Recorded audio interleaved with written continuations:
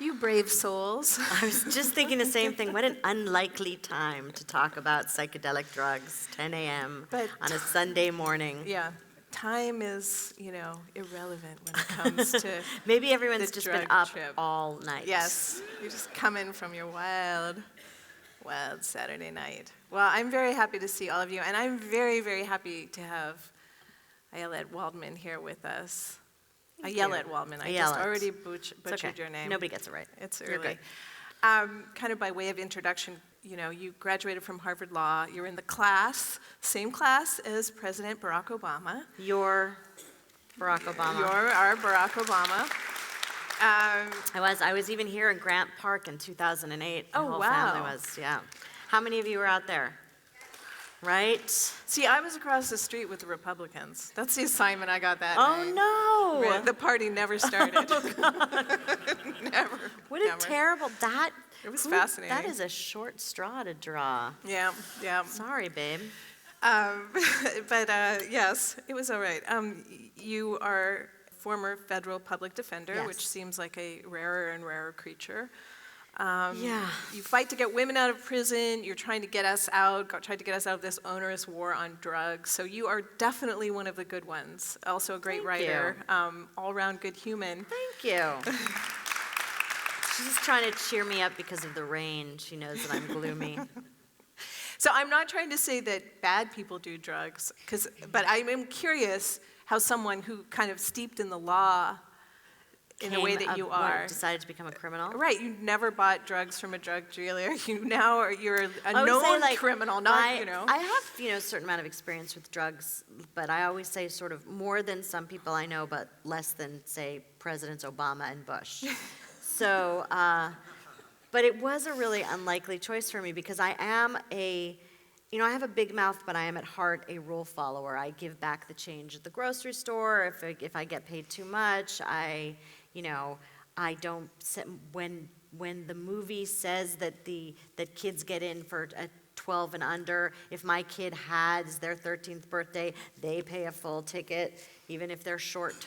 So I like following rules. I feel good about following rules. That's why I became a lawyer, because I feel like, I wanted to be part of the system that I, back then, thought was at heart and in its potential a very just criminal justice system. I feel differently about that now, obviously, having served for a while in the system itself.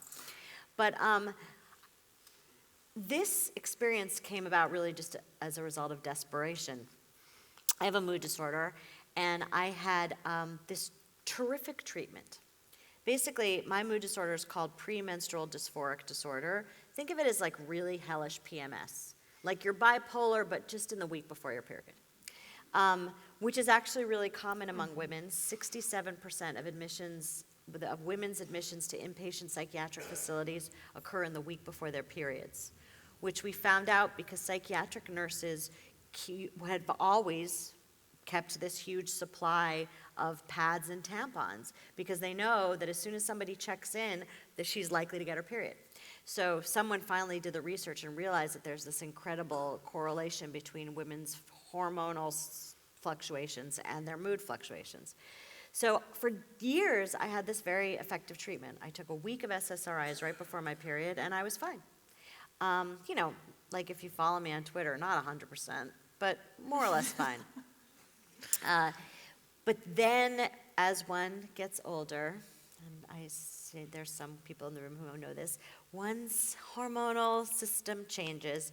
And in that period before menopause, the perimenopausal period, there can be up to a decade of just kind of random hormonal fluctuations. So that you never know when you're going to get your period. Sometimes it might come like 3 times in 1 month. Yay! Sometimes it might be 6 months before you get one. And my system of mood control required very accurate predictions of my menstrual cycle. And when I couldn't predict it anymore, everything just went to hell, and went to hell really fast. And I got more and more depressed. None of the medications were working. And eventually I became suicidal. And that's when I thought, all right, you have nothing to lose. You might as well try something crazy. And what I tried was microdosing with LSD, which I had been hearing about in Silicon Valley mostly, but also in sort of the literature. And I just, I decided to give it a shot. So a microdose of LSD is like 10 micrograms? Micrograms. So LSD is like incredibly potent. So we're talking micrograms, not milligrams. And the typical dose of like blot or acid, which by the way, I've never taken a typical dose of LSD, is about 100 to 150 micrograms, depending on the generosity of one's dealer, I suppose. But a microdose is 10 micrograms taken, and the protocol I followed had me taking it every 3 days. So it wasn't like a daily dose. I took it one day, I felt the effects that day. I took the next day, I continued to feel the effects. And then the third day was just kind of a reset day, like, oh, there you are. Ugh. So, I mean, it is kind of a lousy Sunday morning, and, it's miserable outside. Walk us through what it's like to be on a microdose of LSD. Like, what is it? So I'll tell you about the first day, because I had no idea. Even though I did so much research. I'm like an A student. I've always been an A student. I did all of my research. I read everything there was to read, all the studies. I made sure everything I was doing was safe. I tested the LSD to make sure it was what it said it was. That was very funny, because you ordered the testing kit from Amazon. Yeah. You can't buy LSD, but you can test it. You can test it. But that's actually really important. That's for those of you who have teenagers, that is a really important thing to know, because the biggest danger of drugs, LSD, there's never been a known LSD fatality, overdose fatality. But there's a lot of fatalities that have been attributed to LSD because people thought they were taking LSD, but what they took was something else entirely. And the same is true of MDMA. MDMA actually has caused fatalities, and under certain circumstances, that's ecstasy. But by far more frequently, people die because they're taking some random chemical that they don't know. So I suggest that you go to either Amazon.com or one of these other organizations like DanceSafe, get a bunch of drug testing kits, and then put them in the cabinet so that your children, who of course would never use drugs, will have a place to go in the event that, because they do decide to use drugs, because remember, your most important job as a parent is to keep them alive, not keep them from partying. Yeah, I want to talk later. We'll talk about that. Yeah, your harm reduction policy, because my harm reduction policy. But anyway, yeah. I have this. So I had a lot of drug testing kits. So I ordered myself an LSD testing kit. I took it. Did the little. It's like a little chemistry experiment. It's actually super fun. You like drop in the drugs, and you crush the little rubberized container, and the glass inside pops. It's very, I found it very satisfying. There was like a little, for someone with a little bit of OCD, it was a very neat system. And then I took this microdose, knowing that the effects were going to be subperceptual, that I wasn't going to be tripping. I'd never tripped. But even so, I was nervous. So I just sort of sat there waiting. I even had a friend stay with me, babysitting me, just to make sure that nothing crazy happened. And I sat there, and finally I looked at my friend, and I was like, well, this is a bust. I'm just going to get to work. And I went and I sat down at my computer, and I started typing. And about 20 minutes later, I lifted my head, and my dogwood tree was in bloom. It was a pretty spring day. And I had this thought, it wasn't like the blossoms weren't taking flight, but I had this thought, oh, look. The dogwood's in bloom, that's so pretty. And I had been all but anhedonic for months and months and months. I mean, I didn't notice pretty, I didn't feel good, I didn't have the capacity to recognize anything positive in the world. The world was all black clouds, no silver lining. And that moment where I saw the tree, noticed its beauty, and felt good because the tree was pretty, was totally life-altering, because it was only really at that moment that I realized how depressed I'd been. And then the day was just I got my work done. I went for a walk. The jasmine smelled really good. Berkeley's full of jasmine, so the spring smells just heady. And at the end of the day, I was like, wow, that was a really good day. And, there it was, the first that I'd had in so long. And so you went on to have roughly 30 more really good days. Well, through some the, days weren't great. I mean, Right. it wasn't like every day was like, la, la, la. It was just that I had kind of ended that horrible depression, and then I had normal, some days were fine, some days were I was a little irritable, some days, I was tracking my mood so closely that, like, if at the end of the month, if I hadn't been tracking, I would have said, that was a really good month. But because I parsed it out, I could see that some days were better than others, and there was, I had a fight with my husband on one day, and almost sent out a ridiculous tweet on another, but then decided against it, which was like already, boggling, because I had never in my life not sent the tweet. It was this incredible experience during that month where I would be like, so normally I would see something on Twitter, it would piss me off, and I'd immediately send out an ill-advised, idiotic rejoinder, which would invariably get me in trouble, and then I would feel this terrible embarrassment and shame, and then I would get depressed. Like, I feel like Twitter was actually designed specifically to play that role in my life and the lives of other crazy people, some of whom are president. But when I was microdosing, I would see the tweet, I would still have the reaction like, that's idiotic, and I would still want to reply, but I would have this moment of reflection where I would think, well, is this reply going to make things better, or is it going to make things worse? And I'd think about it, and then I'd say, well, it's going to make it worse. I mean, what? There's no point. And then I wouldn't send the tweet. It was like I had all the emotions, but I just had more capacity to look at the emotions more dispassionately. And that was incredible. And it's interesting that for me, Twitter was such a clear manifestation of the results of the microdosing experiment. Really watching it now and thinking, wow, I know exactly what that man is missing. He has no capacity for reflection. He has no ability to assess his words. He is all id, no superego. And frankly, it's terrifying. I mean, worst case scenario, I made an ass out of myself. Now, worst case scenario is, at this point, I think we're going to war with South Korea, not North Korea. I think I read that in the news yesterday. Sorry, I know, my husband says not every conversation has to be a conversation about Trump, but it was like when I wrote this, my last novel took place against the backdrop of the Holocaust, and we would come home from a dinner party, and he would say, sweetie, not every dinner party conversation has to end up being a conversation about Treblinka. And I feel like it's sort of the same now. I have a little bit of a one-track mind, sorry. It is fascinating to imagine all of us microdosing LSD and what might that do to political civic discourse, maybe we'd be so much more compassionate. But so nothing else had done this, because I should say, I'm not going to say you have an ease with drugs, because you're not, wild in the streets with drugs, but I've taken drugs You've taken before. ecstasy, you've so, dabbled. I don't like to get high.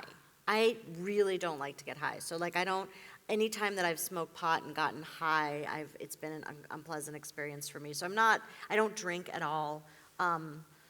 Also because I know that's anathema in Chicago. All you people do all winter long is huddle before your fireplaces and drink because there's nothing, sorry. Yeah. But we have no shame. Just knocking back the beers as you wait for the first sign of spring. But I have, Michael, my husband and I have used ecstasy once every couple of years as a kind of, but as sort of as a means of couples therapy. We use it the way it was initially developed. It was developed as a tool for, the first person to develop ecstasy, it's actually kind of an amazing story. It was developed by Merck, the turn of the last century, but then, or I think in the 30s or 40s. It was a precursor chemical. Merck never made much of it. But then this old Berkeley chemist named Sasha Shulgin synthesized it using the Merck, the Merck recipe, I guess. I'm not a chemist, so I don't know what the formula. So he synthesized it, and he was looking for a chemical that you could take as an alternative to alcohol, because he didn't like to drink. So he and a bunch of friends were taking the fun train to Reno from San Francisco, which is exactly what it sounds. It's like a train full of drunks on their way to gamble. And so his friends all got hammered on the fun train, and he took and ingested this little vial of this chemical that he had synthesized, and he was just boom. I mean, he felt this overwhelming joy and empathy and compassion and love. And he was like, oh my God, I have found something. And this is all Sasha did, is he synthesized chemicals and swallowed them, like for decades, until he died in his 90s. And so, but this one, he was like, this is something. And he gave it to a friend of his who was a therapist who specialized in couples counseling. And Sasha's wife worked with this therapist. And the two of them said, this is the answer for couples counseling. And they could achieve in a 6-hour mediated ecstasy session. It was before they called it ecstasy, they just called it MDMA. What 6 years of couple counseling could do, because what it does is the drug kind of drops you into this place of love and empathy, where you still know your problems, but you're able to address them without pain and without defensiveness, which is why it's so remarkably effective for PTSD. And it's actually proved, there's research going on at the University of South Carolina that showed that it's significantly more effective than any other PTSD treatment for veterans, for first responders, for rape victims, because PTSD is essentially a disorder of memory. The memory of the traumatic incident triggers physical and mental responses out of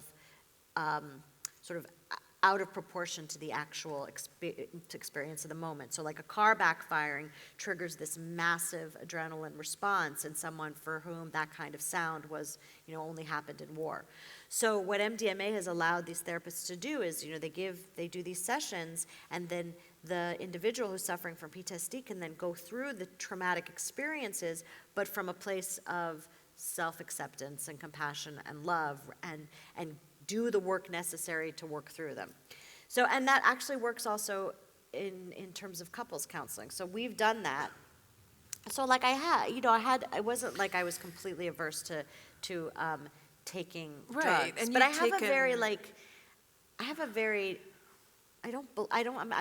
am personally not interested in recreational use of or drugs. experimentation just for that. But you've also taken a lot of, as many I've of us have, 100 million prescription drugs. prescription drugs like mood stabilizers, sleeping everything. aids. You name it, shout it out. Antidepressants. I'm sure I can. You're walking, The list, I have a page in the book that's just this in paragraph form, this list of drugs, and I've taken everything, which is not uncommon if you have a mood disorder or depression. They just keep throwing them at you. Yeah. Here's Prozac. Well, that makes you have no sexual response. So keep taking the Prozac, but here we're going to do Wellbutrin, which will enhance your sexual. Well, but that doesn't make you sleep. So here's some Ambien, and okay, so that's making you psychotic in the middle of the night. Well, why don't we? So by the end, you're taking 16 drugs. You don't really know which, if any of them, is working, and you also weigh 350 pounds. Right, and your psychiatrist is saying, what difference does it make if you're fat? And you're like, really? Because that's making me depressed. Right, you're come full circle. Yeah.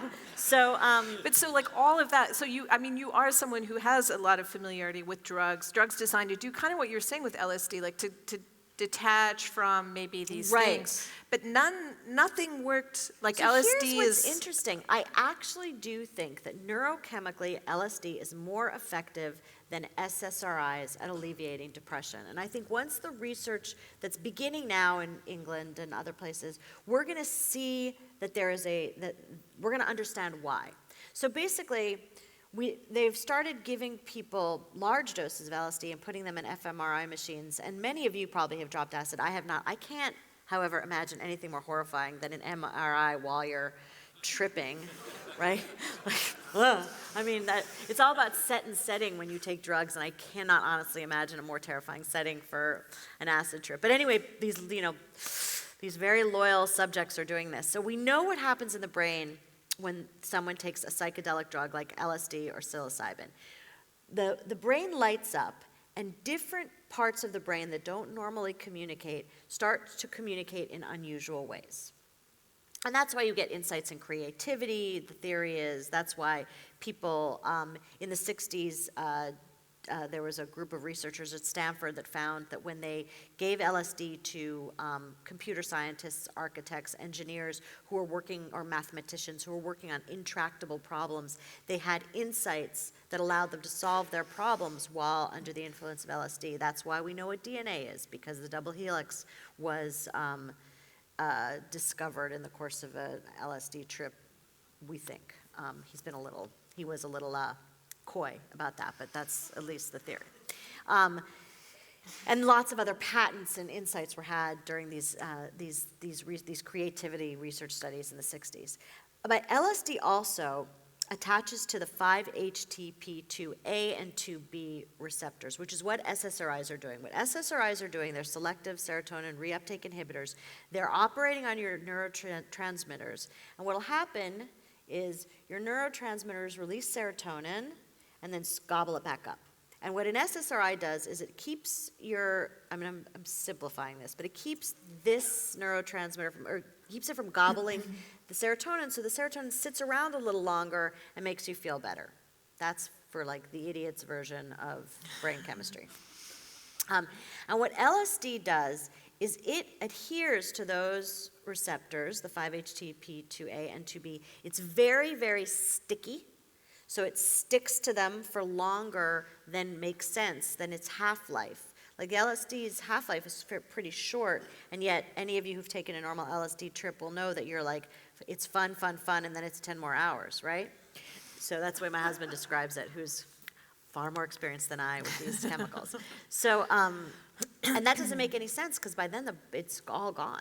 But somehow it's neurochemically, it sticks around a little longer. And it's operating on all of those things like serotonin, dopamine that make you feel better. And so I think that eventually when they start to sort of tease out the differences between what the various chemicals do in your brain, there is potential to develop a really effective antidepressant using LSD rather than these significantly more problematic medications. I mean, LSD doesn't make you get fat, it doesn't slow down your thinking, it enhances neuroplasticity, the ability of your brain to change and grow, rather than decreasing neuroplasticity. So there is at least the possibility that you could create medications that are far less traumatic to the brain and body that would alleviate the same symptoms of depression. Yeah. The problem is there's no profit incentive, because LSD, you can't patent it. It's patented. I mean, it's unpatented. It's like been around since the 1930s. There's no pharmaceutical company that's going to be like, aha, I know what I'm going to do. I'm going to make. What I imagine is they'll start tweaking like tiny little versions of it, so they'll try to get. They'll do it. They'll try to synthesize a version of the chemical that they can then patent. But the real truth is there's great potential there. And if we had a body that was interested in creating medicines that was not motivated purely by profits, I think we would probably see it by now. Right. So the profit is one thing, but it seems also like, I remember when I read like the electric Kool-Aid acid test, and I had no idea that LSD had at one point been legal, right? That it wasn't an illegal drug for decades. And there are, through your book, you learn like there's a whole history of drug ingestion. Like there's been a lot of changes in what is an illegal drug, what isn't. But I wondered about that because it seems like drug education is about as good as sex education in this country. It's like, don't do it, and if you do it, we'll punish you. That's basically the approach. I mean, it's even more crazy than that. So, how many of you guys grew up like I did with DARE? Remember that DARE? So dare to keep your kids, dare to not do drugs. It was sort of the Nancy Reagan just say no, period. Yeah. And research showed that children who were exposed to DARE programming were actually more likely to use drugs than similarly situated children who weren't exposed to DARE programming. So why? Because the message of DARE was, drugs are going to kill you, all of them. And when kids are little, they're like, drugs are going to kill me. And then when they're in 7th grade, they're like, wait a minute. My cousin Ben is a wake and bake stoner, and he's also a sophomore at Harvard. So they're lying to me. And if they're lying to me about the demon weed, they're also lying to me about methamphetamine. So I can't believe anything these people say. And so because we've been in this kind of, this prohibition-based drug policy and drug education actually is self-defeating. So programs that have a harm reduction approach, which is to stress harm avoidance, are actually much more successful in keeping kids off drugs entirely, but also making sure they stay alive, which is particularly important now because, as I'm sure you are all aware, we are having one of our worst drug crises in this country's history, a real drug crisis as opposed to a media-engendered drug crisis with opioids. So that, by the way, is the right word, opioids, not opiates, opioids. That covers the whole class of drugs. And so as I'm sure you guys know, people are keeling over and dying constantly now because they're taking, many people start with prescriptions, say for, a kid gets a knee injury in a soccer game and gets an oxycodone prescription, and eventually he's using heroin and dies. And the reason that we see so much fatalities is because the heroin that's on the streets right now is cut with the drug called fentanyl, which is a synthesized opioid that's much, much, much stronger. So people will take the heroin that they're used to, the amount that they're used to taking, and they'll die of an overdose. And unlike many of our sort of drug epidemics, this one seems to be washing through not just communities of color and poor communities, although it's certainly centralized in poor white communities, but also into the middle classes, which is actually why I think there might be some hope for change, because nothing galvanizes the American political system so much as when, middle class white kids are dying. Do you have any sense, having worked within, being within the war on drugs, and also your own investigations into drugs through this book, your research, why we're so kind of prudish and punitive about drugs? Well, I mean, because even opioids, as you're saying, it's set and setting, and in the right context, you can do you can take MDMA and do couples counseling. And in the right context, a lot of people need, I had 4 C-sections. I needed the morphine I got to recover, and I certainly the Vicodin prescription that I took home with me was also very helpful in, we have medical marijuana. Right. Drugs have their the use. thing about the war on drugs, as we fought it from time immemorial in this country. So back at the turn of the last century, you were allowed to consume anything you wanted to change your brain chemistry in any way you wanted. There was no sense that there was any government role in regulating or prohibiting your personal consciousness changing. So there were tremendous amounts of different drugs available. For example, you could order from the Sears Roebuck catalog a little injection kit with a needle, with a syringe, and a little rubber thing to tie off, and a little bit of heroin, and you could even get one with heroin, one with cocaine, and it would come, along with your Tough Skins or whatever they were wearing at the time. And the first drug law that was passed in this country was not a law about drugs, and that set the tone for everything that happened after.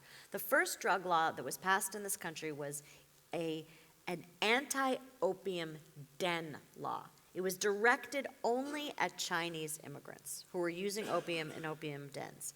At that time, we actually had a very high opioid addiction rate in the United States, higher certainly than now, higher than it's been ever since. But the average opioid addict was a white Southern woman, tippling from her bottle of laudanum day and night, feeding it to her baby as, magical sleep through the night, anti-teething droplets. Those were the people who used opioids far more frequently than anybody else, but the people we attacked were Chinese immigrants and their opium dens. And that has always been what drugs and the war on drugs has been used for in this nation history. It is a tool for attacking communities of color and poor communities and communities that have threatened the status quo. So for example, marijuana was criminalized as part of a push against Mexican immigrants. There was the Hearst newspapers went crazy with these stories about crazed Mexicans, marijuana-addled Mexicans who were raping white women.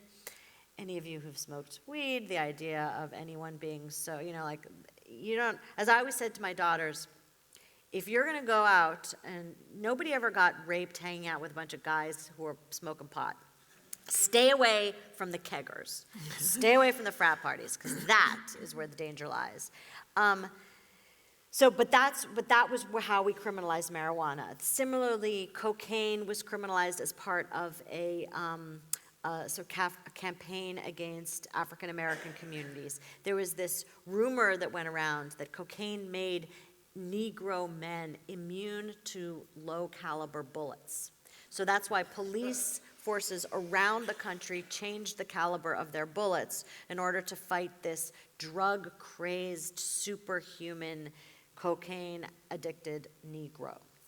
So again and again you see that rhetoric. And so psychedelics, what happened with psychedelic drugs was that, well, Timothy Leary happened. Timothy Leary took psychedelics out of the laboratory and the doctor's office and told the youth of America, specifically the white youth of America, to tune in, turn on, and drop out. And suddenly their parents panicked because their kids were dropping out of college. Their kids were joining the anti-war movement. And that was terrifying, not just to their parents, but also to the government. The idea that all of these middle-class white kids were opting out of legitimate mainstream society and going into this counterculture was horrifying. And then at the moment that the civil rights movement and the anti-war movement joined forces, when Martin Luther King came out against the war in Vietnam, that's when it became this existential threat to the country. And the fastest way to put down that counterculture was to criminalize psychedelic drugs. And so you saw this hammer being laid down. The drugs were criminalized. They were made illegal. All the newspapers were suddenly full of terrible reports of people going to emergency rooms. And people were, as Timothy Leary was giving LSD to, hundreds of thousands of doses, no joke, of LSD to people at these parties and be-ins all over the country. Lots of people were freaking out because, it's terrifying to suddenly have your perception altered. And they would run to the emergency room, probably the worst place to go if you're having maybe the second worst after the fMRI machine.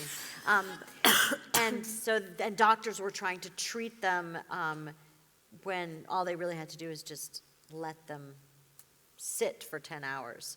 But so you were seeing this uptick in emergency room admissions, and it became, but the movement to criminalize psychedelic drugs was really about the anti-war movement. It was another tool in suppressing the anti-war movement. Something I thought a lot about reading your book, I thought about a lot of things, but one was women's health, because some of the things that you were suffering from have to do with menstruation, with menopause, even childbirth, like you went through a period after childbirth where you... Postpartum despair. Yeah. Like we all, even those people who aren't clinically depressed after postpartum, but I had a particular kind of postpartum depression called postpartum OCD, which is grim. Yeah, and we were talking earlier about the health system in general. Like there isn't a problem that can't be have a pill or some kind of drug thrown at it, or multiple, or you could even create pills and then come up with a problem that pill will fit. So, but I wondered if in some way the experience that you've had or thinking about drugs seen through the lens of women's health in particular is important, because I feel like it's something that isn't addressed very well by an already kind of, in many ways, lousy health care system. It's amazing to me that how much resistance there is, for example, to this idea of, every time I talk about this connection between women's mood and hormone, it's like I'm giving news to people. It's like again and again, and there'll be a rash of articles about it in the press, but again and again this is news, and there's very clearly a correlation that needs to be explored. And the treatment is not necessarily pharmaceutical. If someone just has, I think there's a lot of areas of resistance to that in particular, sort of recognizing that, not every mood fluctuation is PMS, but recognizing that women do tend to have the cyclical mood response, because you never want to think like, they're going to say that we can't be president now. But the response to that is that men cycle too. They cycle every frickin' day.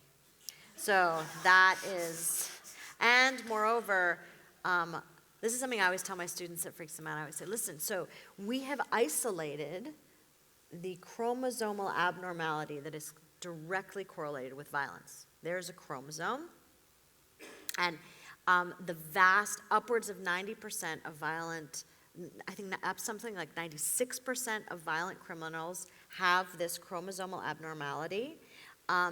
It's a complete predictor for violence. If you don't, in that, it's like a negative predictor. If you don't have that chromosomal abnormality, you are very unlikely ever to commit a violent crime, ever, ever, ever. And we know what this is. It's very clear. It's the Y chromosome. So that's the response to, that's what makes you a man, by the way. So that's the response to, oh my God, don't say anything about the hormonal fluctuations of women. But, you know, women's health is always takes a back seat. You know, every research study that's done is done, the vast majority of them are done on men. So I do think there's this way that when you're talking about women's health, you're always kind of, you know, you're struggling to get the recognition, and you're also, it's just always sort of politically fraught. Right. So it just seems like there are all these constraints around drugs, you know, and we've made movement. And we have but both, right? We have constraints around certain drugs and this incredible overprescription Excess of other drugs. Others. I mean, how many of you have kids who take stimulant drugs, Adderall, Ritalin? Right? How many of your kids don't have prescriptions but took it in college? Everybody raise your hand. Right, see, this is what I wonder, like, is legal, illegal the right paradigm for thinking about drugs? Because, you know, we all abuse prescription drugs. You talk in the book about, you know, Ambien as a one-time solution for sleep. You were taking it For regularly, 6 years. so you kind of Yeah. had to, like, and I mean, you're not alone in doing that. But, you know, and then even if you were to control the distribution of drugs, marijuana, I mean, people, we seem to want to abuse drugs. Well, this want society, to you know, we live overindulge. in this culture that at once medicates everyone so aggressively, but then also criminalizes these class of chemicals that are actually, you know, not really, there's no real logical, rational distinction between one kind of chemical and another. There's no reason to make a distinction between LSD and Zoloft. What you know is Zoloft. I mean, it's just a question of definition. You know, when I would teach this class I taught for 7 years at the law school at the University of California, Berkeley. It was called The Legal and Social Implications of the War on Drugs. And the first thing I did every semester was I went on the whiteboard and I put these categories: drug, food, oh my God, and suddenly my 52-year-old brain is not remembering the third category. It will come to me. Drug, food, what? Medicine. God. Ugh. Medicine. And then I would say, okay, start naming things and let's put them in their right category. And at first it's easy. You're like, aspirin, medicine, you know, heroin, drug, morphine, medicine, cocaine, drug. Well, did you know that one of the things they prescribe to women after to deal with the hemorrhoids of post-childbirth is a cocaine ointment? So, okay, kids, let's put that in the medicine too. They're always boggled. They're like, they put cocaine on your tushy after you have a baby? Yes, they do. So we start. Then the distinction between those categories start to blur. Like, where are you going to put coffee? I mean, caffeine is a drug, but it's also food. I mean, it's a food that most of us had this morning, right? It's a drug that most of us took.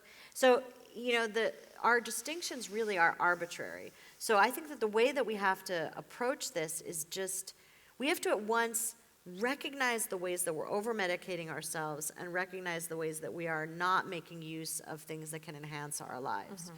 So a sensible drug policy, I think, would be both suspicious of the things that you take in your body and also willing to allow, once those suspicions have been, you know, alleviated, that there could be potential benefits from things. I'm going to ask you one more question before we go to Q&A, and it is apropos, because you say the thing that LSD gave you that nothing else had was this, was insight and the ability to pause, reflect, get out of your head and get into the moment. Like that this was the gift of LSD. And I wonder, I mean, I'm not going to ask you because I don't think you'd answer if you're still taking LSD or... No, I can't. I mean, yeah. I don't make any promises. Like, when I wrote the book, I was like, this is a 1-month experiment. I'm never doing this again. I'm not comfortable breaking the law this regularly. I was very, it just on a daily basis, I just can't do that. Plus, I'm constitutionally incapable of buying illegal drugs. I tried. There's a very funny chapter in the book where you see how my attempt goes terribly awry. Yeah. But given recent events, I make no promises. If things get really bad, I mean, I'll be running for the border on my way to Canada with a pocket full of, LSD and what else? I don't know. Oh. But have the effects lasted? Do you still No. have that insight?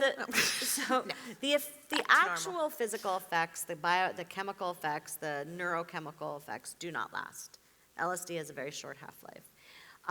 The insight, however, lasted. The idea that what I wanted was not happiness, that happiness is a farce, that happiness is pointless, that like this eternal search for happiness is kind of beside the point, that what I wanted was the capacity for reflection, that's lasted. So I am more able now to recognize when I fail to give myself that time. Like, I'm just thinking about something that happened yesterday, and I was like, why didn't you wait? And I actually, one of the things I did after this experiment was over was I got my first tattoo, which I, was born. My parents used to play this Lenny Bruce record when I was a little girl that included Lenny's response, the response of his aunt to Lenny Bruce's tattoo, and he called her the Jewish seagull, and she said, "Oh, Lenny, Yaron Gerard will never be buried in a Jewish cemetery." So I was like, no tattoos, not tattoos. But I got this tattoo that says "wait," because that's what I keep, and it has been helpful. Like I keep looking at it when clearly, sometimes not. But what the perspective that has lasted is this: I know what I need now. I don't always have it. I don't have it as readily as when I had chemical assistance, frankly.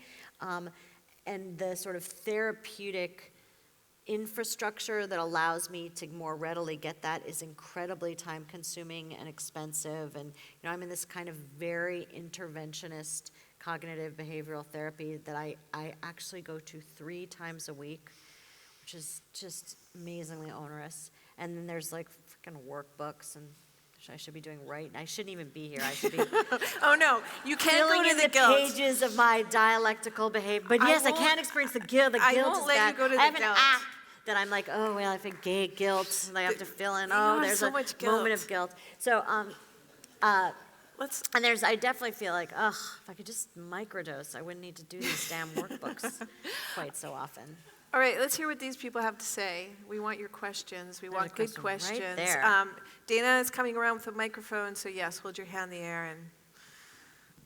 And I'm wondering what you think the way to handle drugs would be. Like we were talking about how it's very prohibitive and very much like prohibition, only not with alcohol, with other substances. Right. I know I'm personally like the exact opposite. I'm very liberal. Legalize it all, find Right. another way to prohibit it.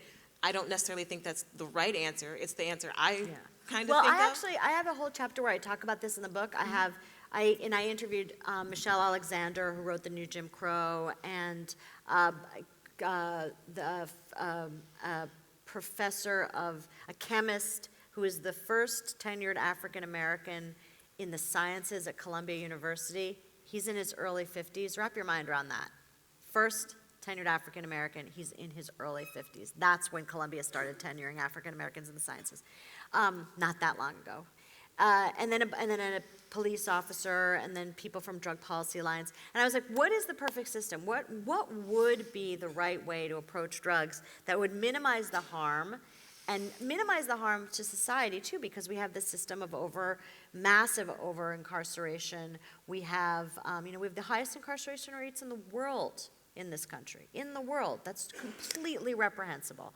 And we don't seem to be effective at reducing the either the quantity of drugs that come into the country or the voracious appetite for them. So what would be the right way to address those issues? And there's a really telling study that was done in Britain in the 80s, I believe, where a British physician and addiction specialist took a bunch of heroin addicts, and rather than put them in methadone treatment or traditional abstinence-based programs, which is what we do in this country, he gave them heroin. Every day they would show up at the center and they would get their carefully measured, appropriately dosed, clean heroin. Every day. Nobody overdosed because their doses were measured. Nobody had a bad reaction because the drugs were clean. And in this center where they would come, they didn't have to stay, but if they wanted to stay, there was job training, psychiatric care, family counseling, parenting classes, job placement programs, all of these social services that you could have access to if you wanted. And what they started to see in this program is, so a heroin addict spends all her time or his time getting heroin, searching for heroin, stealing to buy heroin. The search for heroin is the only thing that the person has time to do. It's everything on that scale. And the other side of the scale, your family, relationships, your job, all of that vanishes. Now the truth is, nobody wants their surgeon to be using heroin, but the founder of Johns Hopkins was a heroin addict, and all of the surgeries that he operated always under the influence of heroin. So you can do certain jobs, maybe we wouldn't want a doctor to be doing it, but you could do certain jobs on a maintenance dose of heroin. So here these people, they stopped having to spend all their time getting their drugs, so they had all this free time. So suddenly they could get a job.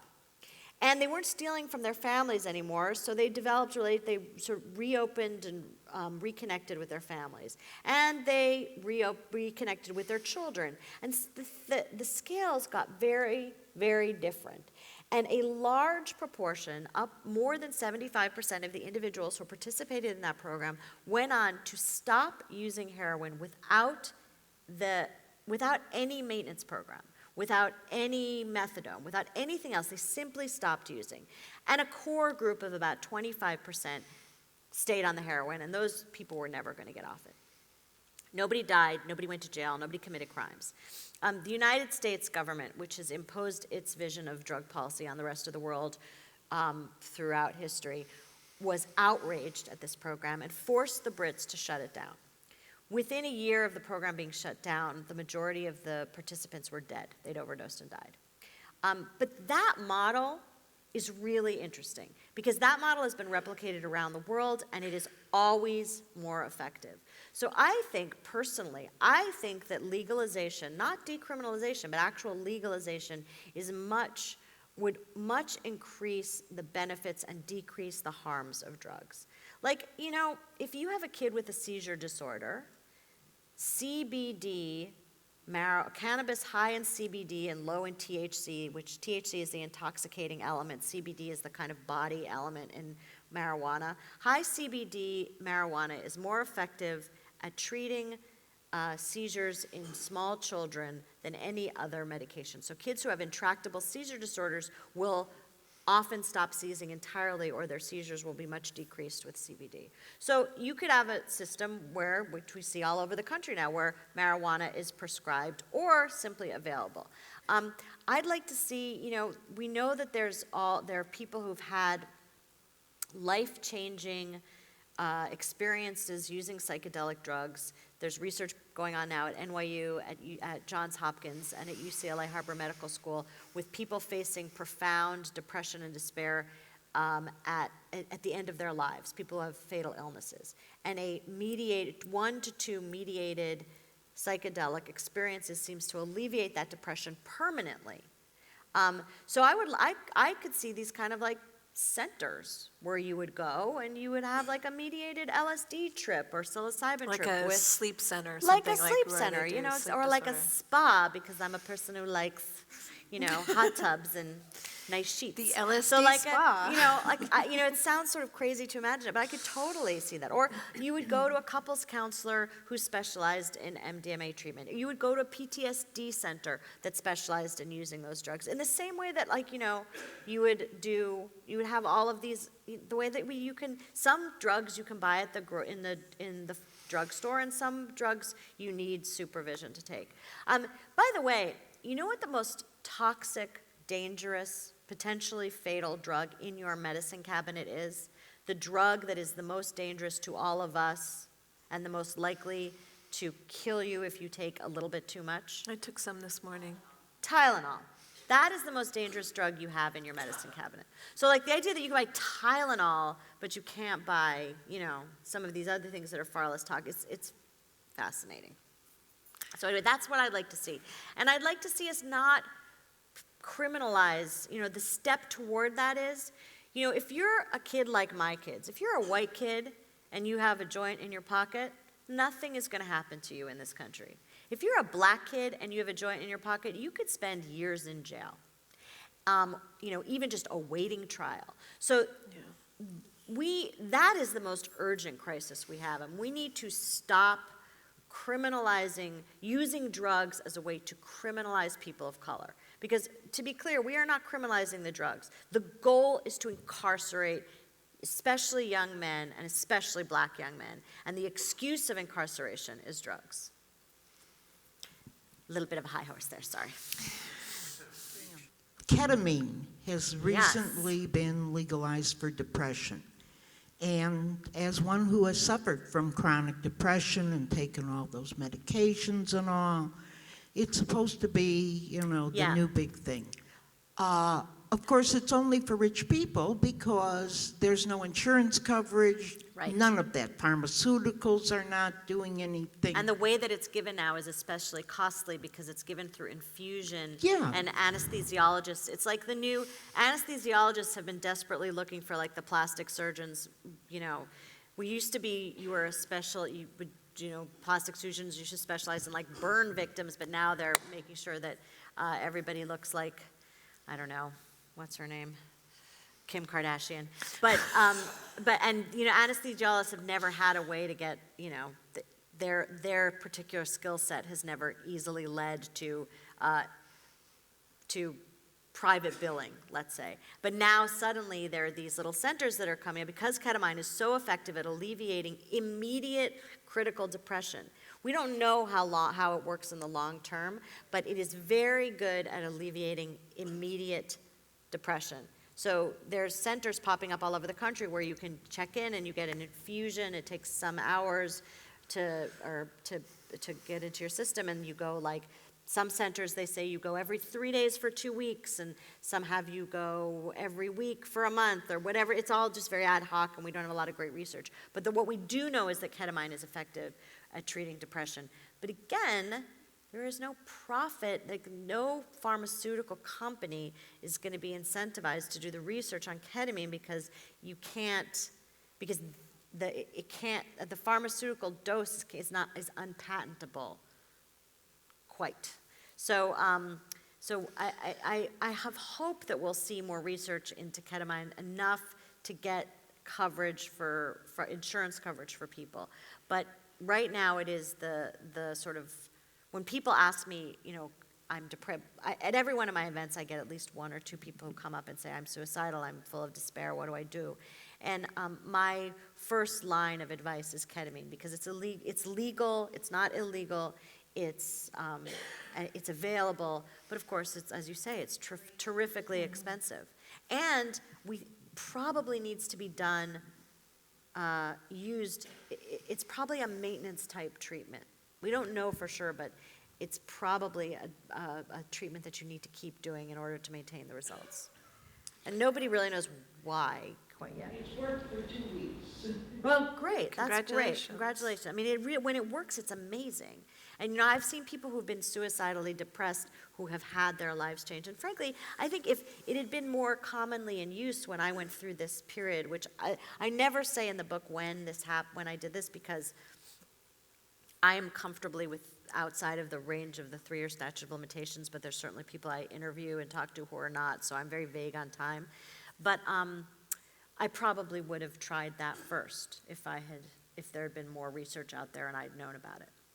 First of all, I just wanted to say thank you.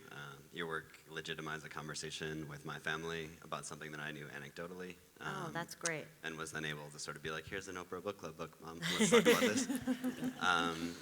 I know But- that's like my job, is to mainstream the conversations that otherwise you couldn't have with your parents. Yeah, and along those lines, I've been in the process of sort of documenting my own success stories in coping with depression, anxiety, autism spectrum, and I guess perhaps this is more of a personal question a little bit, but sort of as someone who has stepped into and out of like the shadow and into like an advocacy role, I'm curious how that sort of impacted your professional life, your like sort of reputation. Obviously, you're perhaps like the most well-suited candidate to step into this sort of situation. Right, because I have exactly the mental illness that allows me to do this, which is I have no impulse control, so. Yeah, and just, and coming from that background, like just being in Berkeley, California, being a person of like privilege in some Yeah, extent. exactly. But I mean, guess, I always say like the young African-American kid with profound suicidal depression, he can't safely do a microdose experiment confident that he's not going to be arrested, and he certainly can't publish a book about it. yeah. So.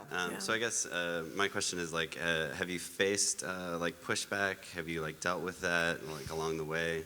And how have you managed your sort of reputation over time as you've kind of been more public with this? So, my reputation is such a disaster at this point. I don't think anything could. Well, it's interesting because, like, my last book, like I said, was a novel set against the backdrop of the Holocaust. My audience was primarily women in between the ages of, I would say, 40 and 98. My events would be at the JCC. And when I handed in this book to my publisher, the head of KNOF was like, what the, really? Like, I don't see the overlap in these audiences. But my editor was really, my editor had gone through her own experiences with her extended family, and she was like, no, this isn't important. Let's just, do this. And then the publicist at KNOF, to his credit, he was called in and he said, can I publicize a book about taking acid by Ayelet? Yeah, I think I can get some press for this. So they took a flyer on it, which was really amazing. And I personally was worried because, I had sort of, since this whole, I was on Oprah for like saying I loved my husband more than my kids, and it was in the early days of the sort of shaming internet, and people went crazy, and I had like, it was a drama, and it kind of defined my career for a decade after. Literally every interview. Do you still love your husband more than your kids? What about your poor kids? You're a terrible mother. Like when Amy Chua published her battle hymn of the tiger mother thing, everyone was like, oh, we need some crappy Western mother to write an opposition piece. Oh, let's call Ayelet. And I had like 65 requests from media outlets to be the representative, terrible American mother. So my reputation was a bit in tatters, but I had actually kind of rehabilitated it. And I was a little worried that this was going to, kind of destroy my credibility even further. And it's amazing that it hasn't done that. I think that we are at a moment where people have been incredibly receptive. I think the fact that the entire country has gone into such a calamitous state has maybe, people are less inclined to freak out about some middle-aged, middle-class lady doing LSD when, we may be going to war with Australia. Do you remember that Australia moment? That was my favorite, where it was like, really? Wait, what? Australia? Add 'em to the list. But there's definitely, I always say do you guys know what Gawker is? There was that website, that was like a gossip website, and it was put out of business by Peter Thiel, who also brought us Donald Trump, and in a terrible lawsuit that I really do oppose because it has a lot of implications it was a libel suit and has a lot of implications for the First Amendment, blah, blah, blah. My life is immeasurably better without Gawker in it. Like that, I think that they would have, that kind of snarkiness, there just wasn't a venue for it when this book came out, and there wasn't a venue that hated me the way Gawker had hated me for whatever reason. And it made it a lot, I think it's as weird as that, the fact that one website wasn't around, and it's a website that a lot of sort of insider baseball media people listen to and didn't necessarily take their marching orders from, but it sort of set a tone for coverage for a lot of different books, movies. The fact that wasn't there really did, it helped me. But it's, here's the thing. When Carrie Fisher came out about being bipolar, and said all the things she said and was so self-revelatory. As a person with a mood disorder, that was just, it was so helpful and comforting to me. And that she showed the sort of crazy, messy side of her life. And also, you know, she was one of the best paid screenwriters in Hollywood, and she was brilliant, and she had, you know, she did all these amazing things despite her various mood issues. I found that really comforting and really inspiring. So I feel like when you are privileged enough to be in a position where you can do some element of that inspiration for other people, you have to kind of jump in full forth. And I'm not kidding when I say that it is as much a symptom of the mental illness as it is a solution to it, that I both did the experiment and wrote about it. Mm-hmm. But if it helps, you know, anybody, then I guess then it's worth it. Meanwhile, my kids call me Snoop Mom. Do you, is a byproduct of all this people wanting to share their drug trips Constantly. with you? I know. I was tempted, Constantly. and I was like, everybody nah, wants to tell me about their acid trips, which I don't know anything about that. Like, people also, usually at events, one person will say, because in the book I don't have anymore, and sort of how I get the acid is a theme of the book. Half the audience will be like, I got some acid for you. The other half will be like, do you know where I can get some acid? So usually I'm just like, talk amongst yourselves. Great. You're doing good work. It's like Tinder, but for microdosers, is what it is. Oh my Waldman. God, wait a minute. Is there anybody who's a web developer? I think that's genius. Everyone, spread the word. No, don't. I need to patent that app. Thank you. Thank you so much. It was such Ayelet nice Waldman, to see thank you so guys. much. It was great.